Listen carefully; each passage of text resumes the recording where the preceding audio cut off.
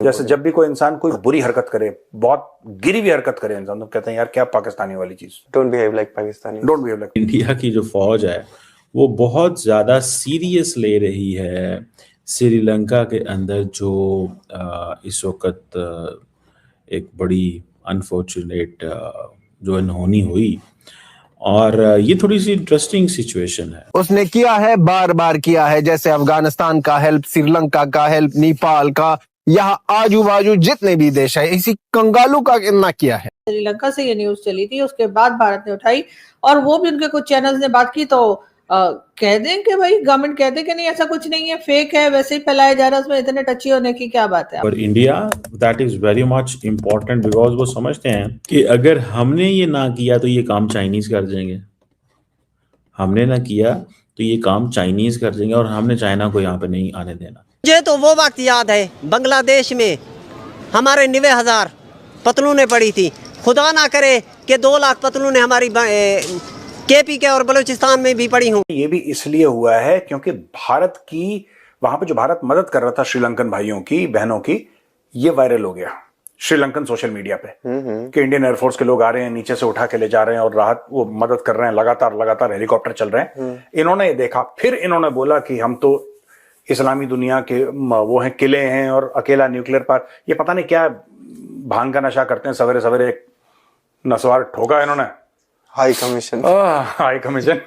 आज मैं दावे से कहता हूँ हमारे मुल्क का बच्चा ये कहने पर मजबूर है, किसी बच्चे को कहें कि आपको बाहर मुल्क का चांस मिले, वो जाने के लिए तैयार है। उस वक्त को मुल्क के लिए जान देने के लिए तैयार थे, अब मुल्क से जान छुड़ाने के लिए तैयार है।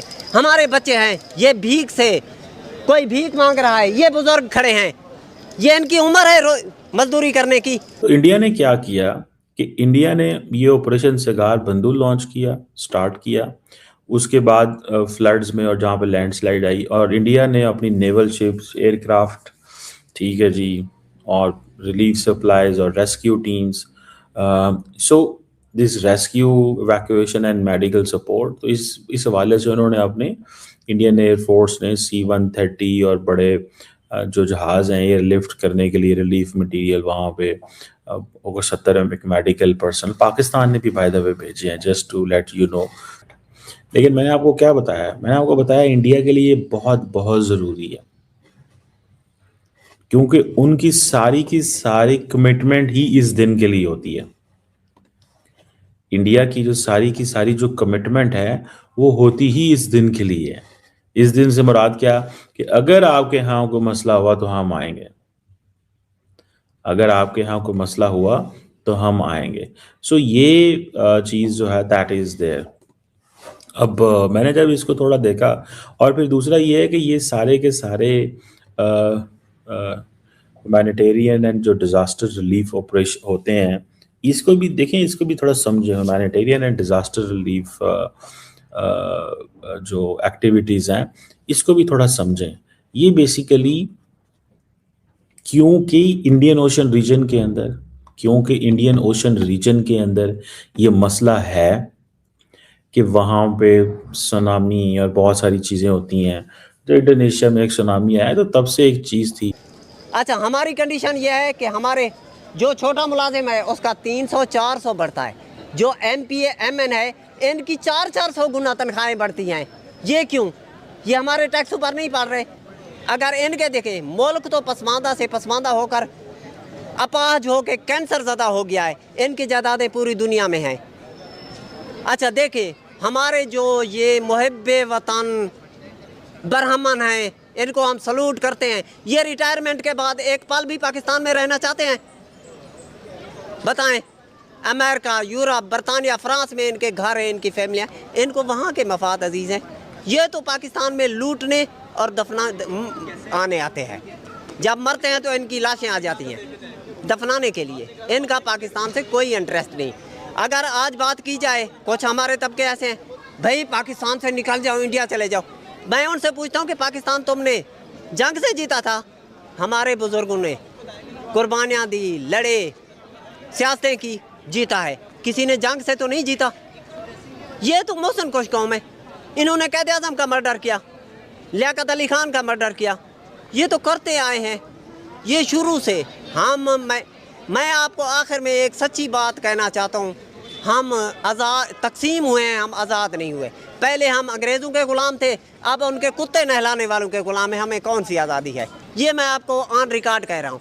अगर मैं आपको गारंटी से कहता हूँ 2 साल तक इस हुकूमत को चलने दिया जाए और चलेगी, ये पाकिस्तान ना टूटा, मैं जिंदा रहा तो मुझे इस लिबर्टी चौक में फांसी दे देना। तो आपको लगता है कि पाकिस्तान के एक बार फिर से टुकड़े होंगे? और ये टुकड़े वाजिब हैं, क्योंकि पहले हमने बांग्लादेश को देखा है खुद से अलग होते हुए, तो अब किन की बारी आने वाली है जो पाकिस्तान से अलग होंगे? क्योंकि अभी जो कुछ भी हुआ उसको देखते हुए तो लगता है कि हर चीज़ बड़ी नहीं, इंडियन मीडिया ने नहीं करवाई है, मैं ये नहीं कह रही। मैं कह रही हूँ कि इंडियन मीडिया पे जाने से गवर्नमेंट पे प्रेशर आया है कि जी अब उनकी बहनें जो हैं वो इंटरनेशनल मीडिया पर जाकर बात करने लगी हैं कि हमारे भाई से मुलाकात नहीं करवाई जा रही, पता नहीं क्या हाल है क्या हाल नहीं है।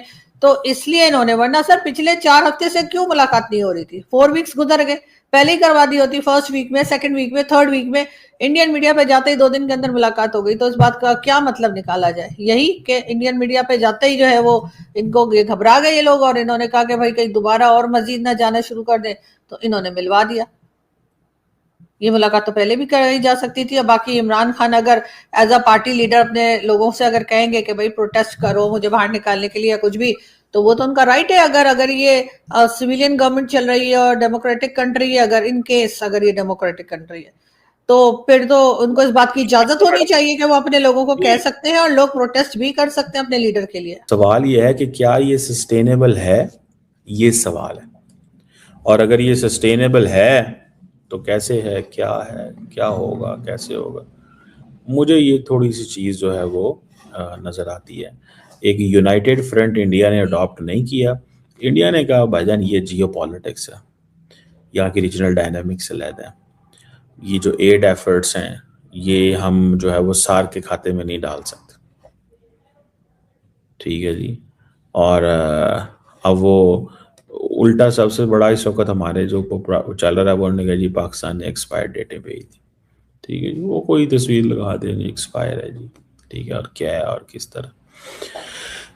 तो बहरहाल कोई बात नहीं, ये चीज़ें चलती हैं, ये पाकिस्तान को रखना पड़ेगा। देखिए पाकिस्तान का इस खित्ते के अंदर जो अगर आप देखें तो हमारा, क्योंकि वो एक मुस्लिम कनेक्शन रहा है, ठीक है जी, तो मुस्लिम कनेक्शन में ये होता है कि यार हाँ जी क्या करना है, कैसे है जी, Afghanistan, central Asia, Arab world.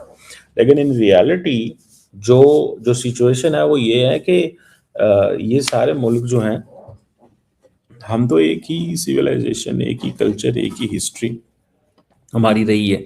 तो what I understand and what I realise कि इन वन वे और दी